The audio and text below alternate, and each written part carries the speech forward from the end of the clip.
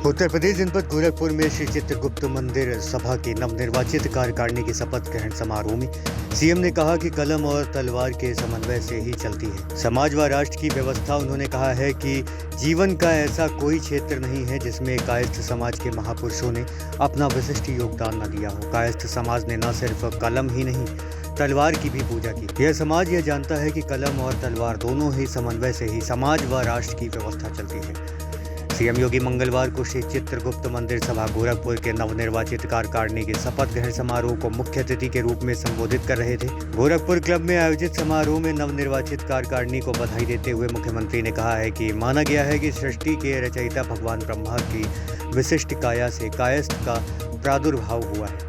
भगवान श्री चित्रगुप्त को कर्म की साधना के अनुसार सृष्टि का लेखा जोखा रखने वाले और श्रेष्ठ कार्य करने की प्रेरणा देने वाले भगवान की प्रतिष्ठा प्राप्त है। सीएम योगी ने कहा है कि कायस्थ समाज को प्रबुद्ध समाज माना जाता है। धर्म, अर्थ, प्रशासन, व्यवसाय, विधि, कला, चिकित्सा, शिक्षा समेत हर एक क्षेत्र में इस समाज ने विशिष्ट योगदान दिया है। उन्होंने कहा है कि गुलामी के कालखंड में देश जब भारतीयता की विस्मृति के दौर से गुजर रहा था, तब शिकागो में गर्व से कहो हम हिंदू हैं का उद्घोष कर भारतीयता के मानव कल्याण का मंत्र का स्मरण कराने वाले स्वामी विवेकानंद कायस्थ कुल परंपरा से ही थे। जब सभी मत, मजहब, क्षेत्र, भाषा को एक सूत्र में पिरोने वाले संविधान के निर्माण की बात आई तो नाम सामने आया वह डॉक्टर राजेंद्र प्रसाद, जो देश के पहले राष्ट्रपति बने। इसी परंपरा के थे।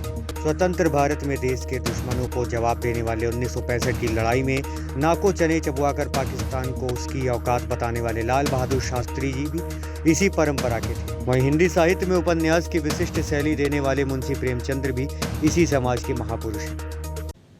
कौन से ऐसा क्षेत्र है, एक लंबी फेरस्त है।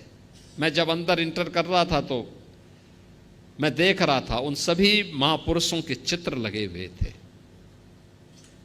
और मैं तो चित्रगुप्त महासभा से कहूंगा उन सभी महापुरुषों के चित्र चित्रगुप्त मंदिर में लगने चाहिए, लगाए जाने चाहिए। उनके इतिहास के बारे में वर्तमान पीढ़ी को बताया जाना चाहिए।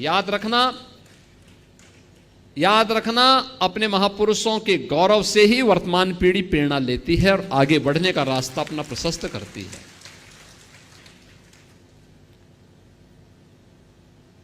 शालीनता और सज्जनता किसी भी व्यक्ति के अपने गुण हैं, अपने संस्कार हैं, लेकिन उस शालीनता और सज्जनता में भी राष्ट्र प्रेम और क्रांति के ज्वार छुपे हुए हैं।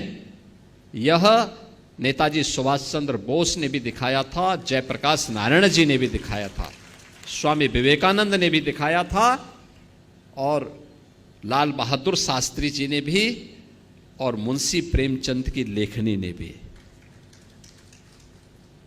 यानी कोई ऐसा दौर नहीं जब इस समाज ने देश के लिए बहुत कुछ न किया हो, बहुत कुछ योगदान